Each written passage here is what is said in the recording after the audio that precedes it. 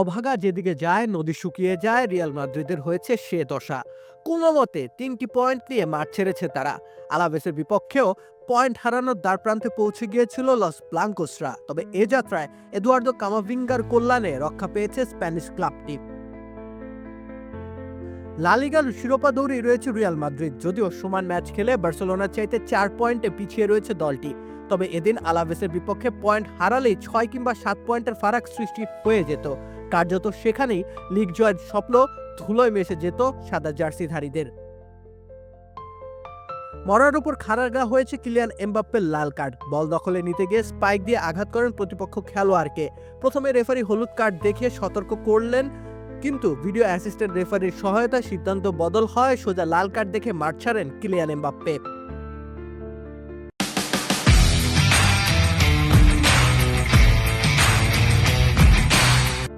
এর আগে অবশ্য জয়সূচক একটি মাত্র গোল আদায় করে ফেলেছিলেন কামাভিঙ্গা।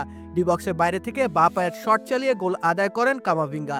এবারের মৌসুমে লা লিগাতে এটিই ছিল তার প্রথম গোল। অবশ্য তার দোষ এখানে সামান্যই। কার্লো আনচেলত্তি তাকে ব্যবহার করেছেন হোল্ডিং মিডফিল্ডার থেকে শুরু করে লেফট ব্যাক হিসেবে।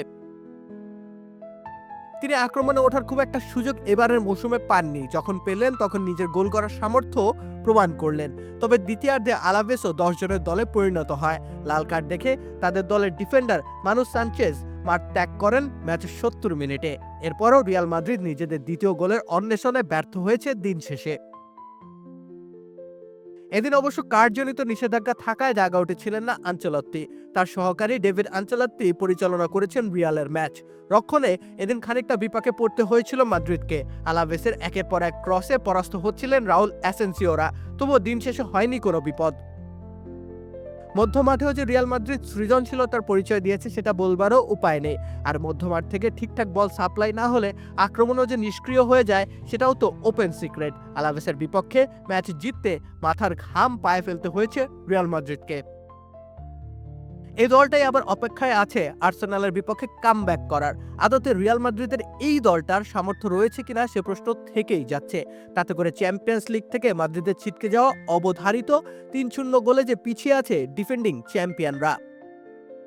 রাকিব হোসেন রুম্মান, খেলা ৭১।